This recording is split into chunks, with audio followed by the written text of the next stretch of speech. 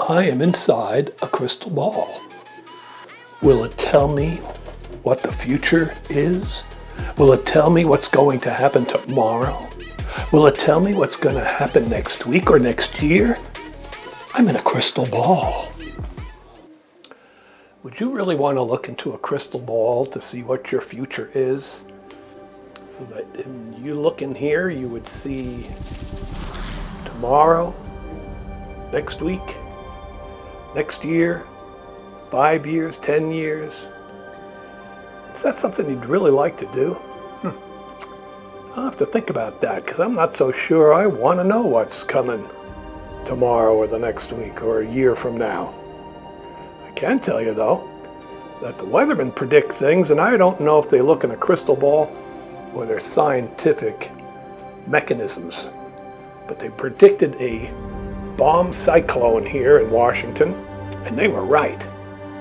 We've got winds at 90 miles an hour. We've got rain all over the place. Luckily, where we live, we're in a bubble. It hasn't hit us, but it's north of us, it's south of us. Trees are falling down, people are without electricity, but we're safe, warm and cozy inside our own little home. But think about that. Do any of you want to be able to look into the crystal ball and see your future?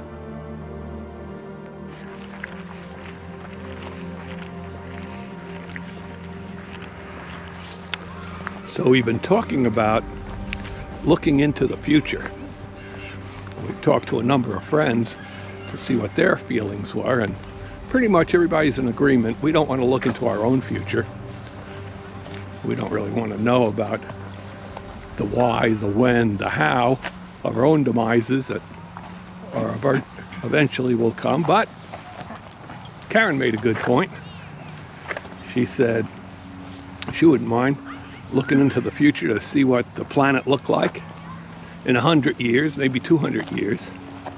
I'm sure the planet will be here. I don't know if we as a species will be on it, but that would be nice to see. And then she also said, well, she's right here. What'd you say about that song? Oh, in the year 2525. That was a great song. Are we still going to be alive then? So maybe I'll look up those lyrics, read them. It's still true today. Only next year is 2025. Whoa. We all remember when we were kids, we'd see the future in the Jetsons. Well, here it is in 2024, and I don't know that it's much like the Jetsons. Remember that cartoon? Maybe in 100 years, we will be in the Jetsons. Karen had mentioned a song called 2525. That song was written in 1969, and it was #1 for a real long time. And what it did is it looked at a period of 10,000 years, what it would be like 10,000 years from then. Well, I pulled the lyrics because I remember the song, but I couldn't tell you what the lyrics were. And after reading the lyrics, it's pretty bleak. So I'm just going to read to you a few of the verses in the song. And what do you think? Hopefully, that's not how things will be. So let me just read a few of these things.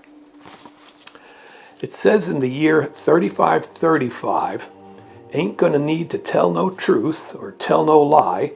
Everything you think, do, and say is in the pill you took today. In the year 4545, you ain't gonna need your teeth, won't need your eyes. You won't find a thing to chew. Nobody's gonna look at you. That's bleak. In the year 5555, your arms are hanging limp at your sides. Your legs got nothing to do because there's some machine that's doing that for you. You know, that's probably not too far off from the future. And as this says, we've got machines that are doing some of the things that people would normally do, and they're getting even better. You know, you got that AI technology, and now you put it in a robot. Whew, here we go. In the year 6565, you won't need no husband. You won't need no wife. You'll pick your son, you'll pick your daughter too, from the bottom of a long glass tube. Again, you know, they're kind of playing around with that kind of stuff, but it ain't like that yet, and let's hope it doesn't get like that. Then in the year 7510, if God's a-comin', he ought to make it by then. Maybe he'll look around himself and say, guess it's time for the judgment day. And then in the year 8510, God is going to shake his mighty head. He'll either say, I'm pleased where man has been, or tear it all down and start again. I hope that don't happen. Now it's been 10,000 years. Man has cried 1 billion tears. For what? He never knew. Now man's reign is through. But through eternal night, the twinkling of starlight so far, far away, maybe it's only yesterday. I hope that isn't the future, and if that's so, I'm not going to be looking in a crystal ball because I don't want to see that stuff. I think with these crystal balls, I never see a future in there anyway. I just see images that are upside down for the most part. I use them for photography, and they're fun to do with that. But as far as seeing the future, no. You know, we have little control over the future. We have little control over what happens the next day, tomorrow.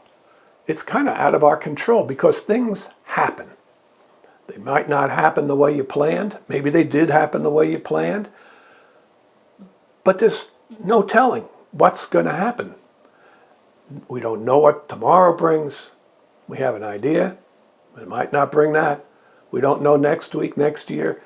We can make plans, but it doesn't mean those plans are always going to work out. What we do have is right now, today, this instant, we have that. And so that's what we need to take advantage of.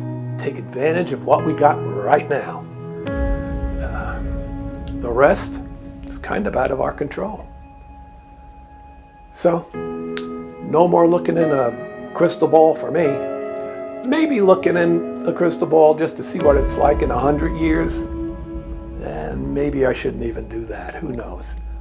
So, thanks for watching this video. It's kind of a weird one. But I think it's so important that we live our life for right now, this instant, this moment in time. And we do the best we can to love each other. Wouldn't that be nice? And we don't cause division, polarization. We have more understanding. Wouldn't that be a great life? Anyway, thanks for coming along on this video from Embrace the Journey. We embrace our journey, and I sure hope that you embrace yours as well. We'll see you next week.